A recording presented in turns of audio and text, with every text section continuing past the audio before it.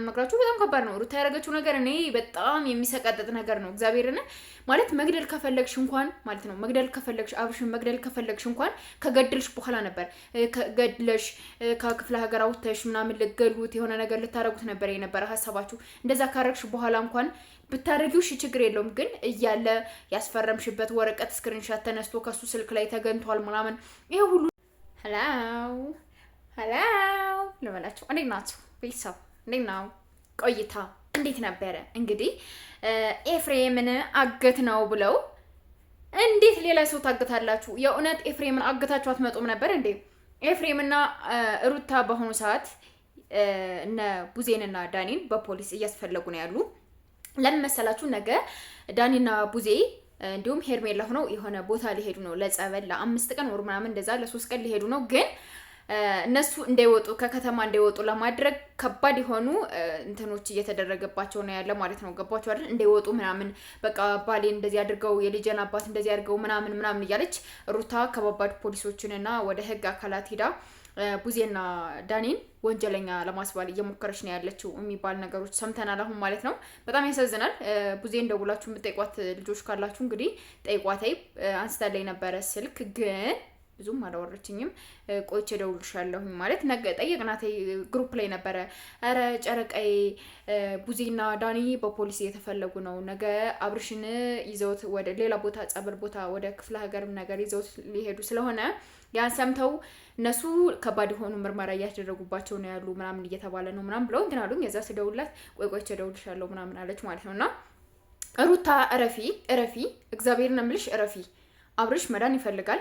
እህቱ የሱን ጤና የሱን ደህንነት በጣም ትፈልጋለች። ገባሽ አይደለ? ስለዚህ እረፊ። የምታረጊውን ነገር ብታስተካክይና ብታቆሚ እንደኔ አሪፍ ነው ብዬ አስባለሁ። ገባሽ አይደለ? የማይሆኑ ነገሮችን የማይመስሉ ነገሮችን በቃ የማይሆን ነገር ባታደርጊ። እግዚአብሔርን በጣም ነው የሚያስጠላው፣ በጣም ነው የሚደብረው።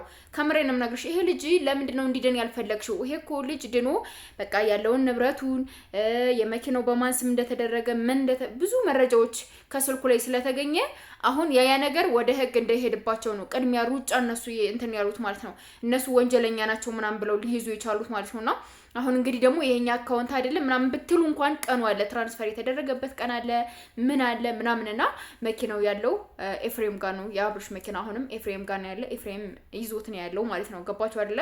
ስለዚህ እንዳለ ስልኩ ላይ በጣም በሚያስጠላ ሁኔታ ብዙ ፋይል ተገንቶባቸዋል ከአብርሽ ስልክ ላይ እና ያን ሁላ ይሁን ብለው ስንመጣ ያለውን ነገር ቀን አለ ምን አለ ያለውን ነገር በደንብ በስነ ስርዓት ቀኑ በዚህ ቀን በዚህ ሰዓት ተብሎ ከባንክ ሲስተም ጋር ይሄ እንትን ስለምለው ምንም ችግር የለውም። ግን አሁን እኔ መጣር የምፈልገው ስለ ገንዘቡ የታለ ምናምን አይደለም ምለው።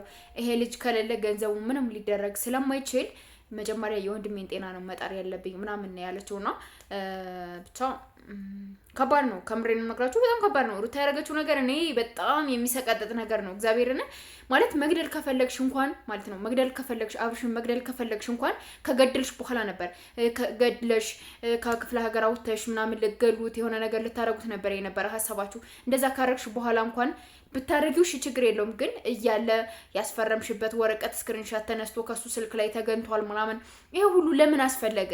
ለምን አሰሪም አንቺ እየሰራሽ አይደል እንዴ? እያገኘሽ አይደል እንዴ? ለምንድነው የሱን ገንዘብ እንደዚህ ለማድረግ የወሰንሽው? ለምንድነው ከወንድሙ ጋር ሆነሽ ይሄን ነገር ሴራ ወንድምየውን ባልሆነ ነገር አድርገሽው ቤተሰቦቹ እንዲጠላ የወንድሙን ሀብት እንዲወርስ ካንቺ ጋር አድርገሽ የሌለ ሴራ እየሰራሽ ያለሽ ለምንድነው ሩታ?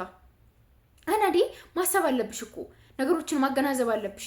ምን እያረኩ ነው ያለሁት? ምን እየሰራው ነው ያለው? ይሄ ምንድነው ጥሩ ነገር? ይሄ ምንድነው ቤተሰብ ያስከፋል ወይ? ጓደኛ ያስከፋል ወይ? ሀገር ያስከፋል ወይ? ኦዲየንስ ያስከፋል ወይ ብለሽ ለምንድነው አንደርስታንድ ማታደርጊው? አንቺ የራሽን ሀሳብ ብቻ የምታሰማሪ ለምንድነው የራሽን ፊሊንግ ብቻ እንትን የምትይ? ልጁን ወስዳችሁ ልትጥሉ ነው የነበረ አይደለ? ወስዳችሁ ከሆነ ቦታ አድርሳችሁ ልትመለሱ ከዛም በኋላ ቡዜና ዳኒ ሰርቀው ወሰዱት ብለሽ የሆነ ነገር ልታረጉት ነው የነበረ አብርሽን አይደለ? እግዚአብሔር ይመስገን የዋህነቱ አምላክ አትርፎታል፣ እዚህ አድርሶታል። ግን አሁንም ቢሆን የምትሰሪውን ነገርና የምታደርጊውን ነገር ያስረኝነት ቀዳዳ የምትቀጂውን ነገር ብታቆሚ ይሻልሻል። የምታደርጊውን ነገር ረፊ። ልጁ ምንም አልሆነም። ገባሽ? ህፃኑ አብርሽን ብሎ እያለቀሰ ነው።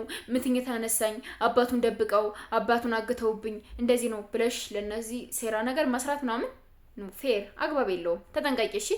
ይሄ ዝም ብለሽ መላስሽ እናንተንሽ ያወጣኛል ብለሽ እንትን አትበይ። አትከፈች። የምታረጊውን ነገር አስቢበት፣ አገናዝበሽ መናገር ያለብሽም ነገር ተናገሪ። ለማንኛውም ማታ ላይ የሚለቀቀው ቪዲዮ አብርሽ ወዴት ይሄዳል ምናምን የሚል ቪዲዮ ነው የሚለቀቅላችሁና ገና ዛሬ እየተፈጠረ ያለው ነገር ቢለቀቅ ከ3 ቀን ምናምን በኋላ ነው የሚለቀቅላችሁ። ገባችሁ አይደለ?